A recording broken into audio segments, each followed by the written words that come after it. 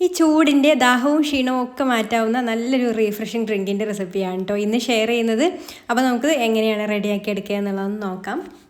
ആദ്യം തന്നെ മിക്സിയുടെ ജാറിലേക്ക് ഇതുപോലെ ചെറുതായിട്ടൊന്ന് മുറിച്ചെടുത്തിട്ടുള്ള കുക്കുംബർ ചേർത്ത് കൊടുക്കുന്നുണ്ട്. ഞാനൊരു ചെറിയ കഷ്ണം കുക്കുംബർ മാത്രമേ എടുത്തിട്ടുള്ളൂ കേട്ടോ. കുക്കുംബർ ഒരുപാട് ആവരുത്, അതിൻ്റെ ആ ഒരു ടേസ്റ്റ് മുന്നിട്ട് നിൽക്കരുത് കേട്ടോ.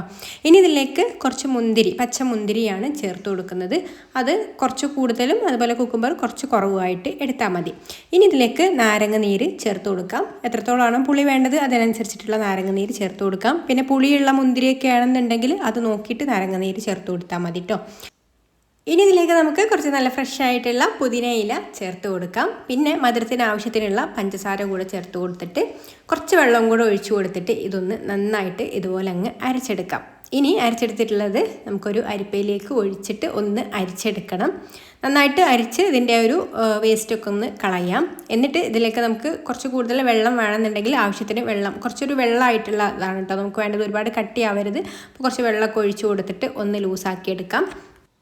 ഇനി ഗ്ലാസ്സിലേക്ക് ഐസ് ക്യൂബ് ഇട്ട് കൊടുത്തിട്ട് ഇതിലേക്ക് വെള്ളം ഒഴിച്ചു കൊടുത്തിട്ട് കുടിക്കാം. അടിപൊളിയായിട്ടുള്ള നല്ലൊരു റീഫ്രഷിങ് ഡ്രിങ്കാണ് കേട്ടോ ഇത്. അപ്പോൾ ഈ ഒരു ചൂട് സമയത്ത് പുറത്തുനിന്നൊക്കെ വരുമ്പോൾ ഇതുപോലെ ഒരു ഗ്ലാസ് കിട്ടിയാൽ നല്ലൊരു റീഫ്രഷിങ് ആയിരിക്കും. അപ്പോൾ ഒന്ന് ട്രൈ ചെയ്ത് നോക്കിക്കോളൂ. ഇഷ്ടമായിട്ടുണ്ടെങ്കിൽ ലൈക്ക് ചെയ്യാനും ഷെയർ ചെയ്യാനും ചാനലൊന്ന് സബ്സ്ക്രൈബ് ചെയ്യാനും കൂടി മറക്കല്ലേ. അപ്പം ഇനി മറ്റൊരു നല്ല റെസിപ്പിയുമായിട്ട് അടുത്ത വീഡിയോയിൽ കാണാം. Thanks for watching.